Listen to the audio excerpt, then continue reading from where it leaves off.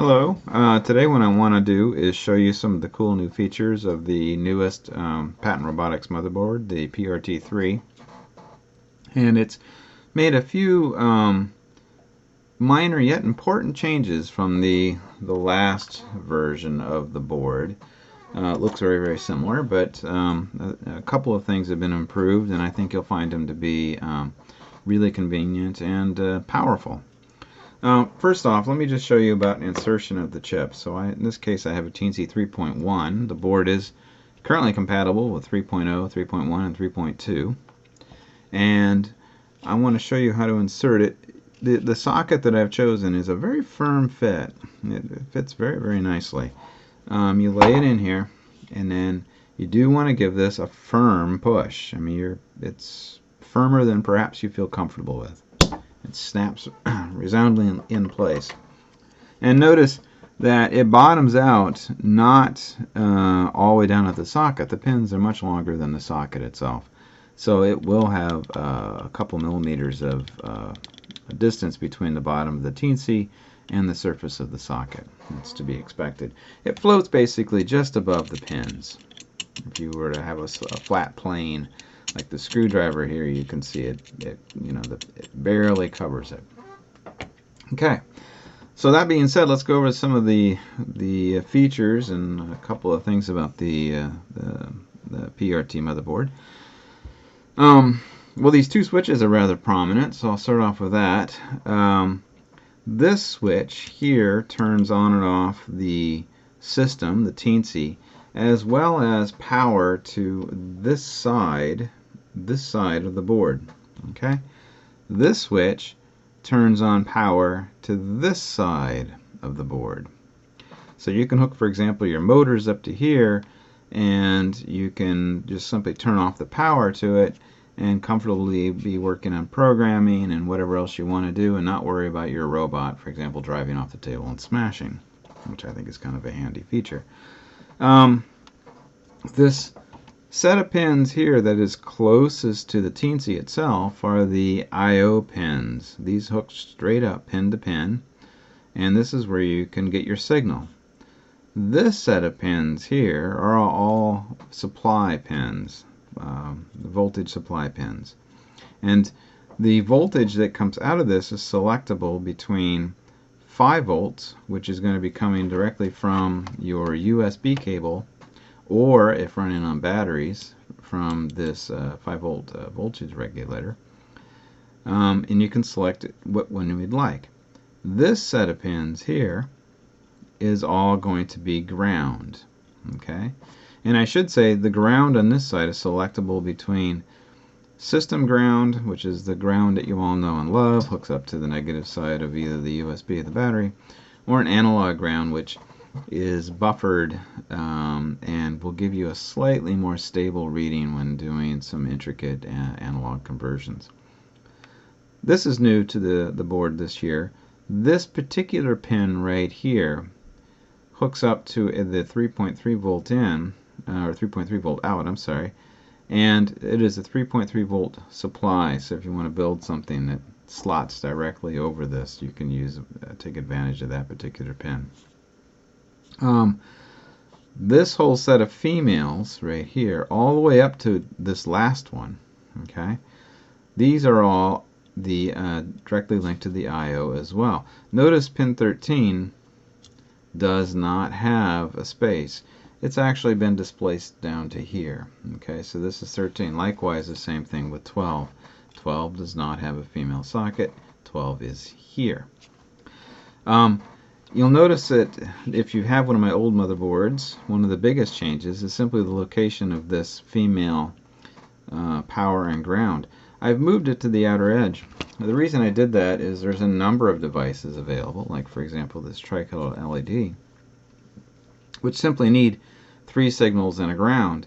And this makes it super convenient. The ground is on the outer edge. If I want to plug it in and just simply test it or develop it, I can just slot it directly onto the board and I don't have to wire it in any way. But I'll come back to that in a second. I think I've covered this side of the board. Moving around, this set of pins here is directly linked to the I/O of the Teensy. Okay, so these are going to be I/O pins. This top one is a ground. This set of pins here is the supply pins for this side of the board, and it is switchable with this switch. And also I can switch it using this jumper here between 5 volts. So if I put it in this position, okay, this set of pins right now will be getting 5 volts from either the USB cable or from the voltage regulator, or I can put it over here and put it on the VN, and whatever it is, for example this pack of batteries, that will then be the supply voltage that goes down this set of pins. I'll move it back. I'll leave it on the VN. This outer set of pins is once again hooked to the ground. This set of sockets here is also hooked directly to the I/O. Okay, so you can slot in devices, and just as I've done over here, I have a ground and a positive. The ground is lined up, so that way you can take a device like this bar graph, which has got 8 I/O connections and a ground, and simply slot it in, and then you can develop or test with it directly, or leave it there for that matter. One of the most important changes which needs to be explained is this additional set of a jumper here. Alright, so when I designed this board, what I wanted to do is wanted to make it, since I'm a teacher, I wanted to make it as bulletproof as possible. And what I did not want to have happen is, for example, a student to have a power supply of 7.2 volts or some DC motors, which can of course be rotated and generate their own power, to be able to interfere with my computer supply. So if it's on, as you can see currently the light just went on, okay, and in fact you can see I turned on both sides of this.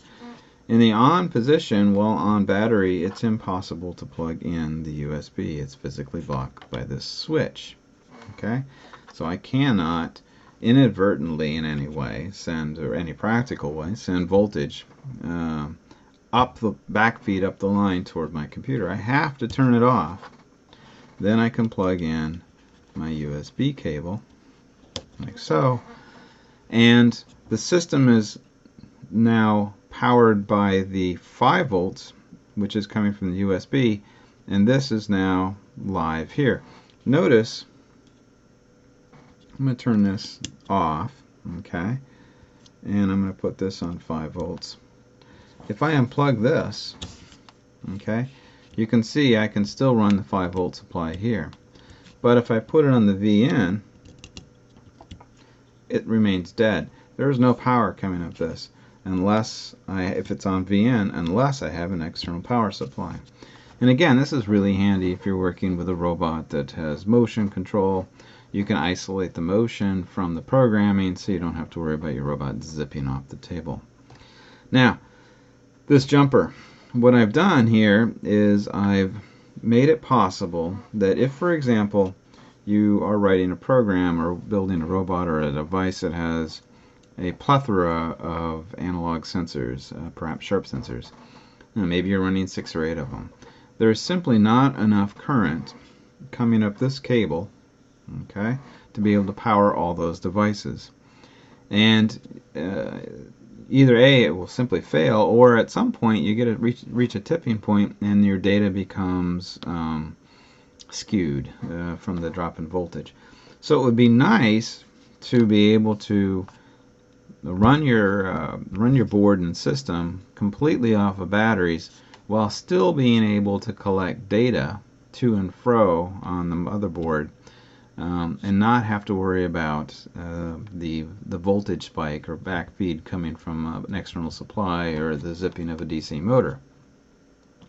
To do that, there's a couple options. One is you can physically take a cable like this, peel it open and cut the positive wire, leaving the 2 data lines and the ground intact, so that way you can still have communication with your computer and not have a backfeed. Or I've designed this little device here, which is just simply a USB male and female, and I've taken the power and the two data lines and made them selected by these jumpers. So hard to see in this video, but this outer one here is the power. So if I simply remove this like this, okay, I now have only the data lines hooked up to my USB. So you can't quite see this, but I'm going to unplug it and plug this in. Okay, and you'll notice I'm plugged in. I have data coming to and fro. I can program the chip, I can receive serial commands, but the light is not on and the system is dead. I can now bypass this switch by manually putting this jumper in place. Okay, so now I have the data going back and forth, I have the common ground to stabilize the communication, and I'm running the entire system off of battery.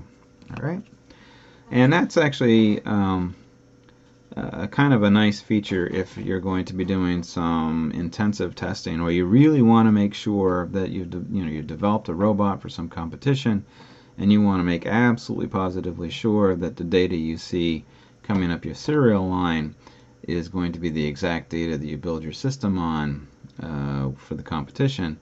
You can do that now. You can actually just plug it in, run it entirely off your batteries, and get the real-life data. I have a little simple demonstration running on here right now. I'm just going to plot how wonderful I think this is. I really like this feature of being able to simply plug in devices, and I'll just prop that up so you can kind of see that at the angle and see how easy that is to be able to plug in devices and test them if they have at least one outer pin or the outer pin as a common ground. So that's it. I hope you enjoyed this video. I hope you liked the board, and I'll see you guys again soon.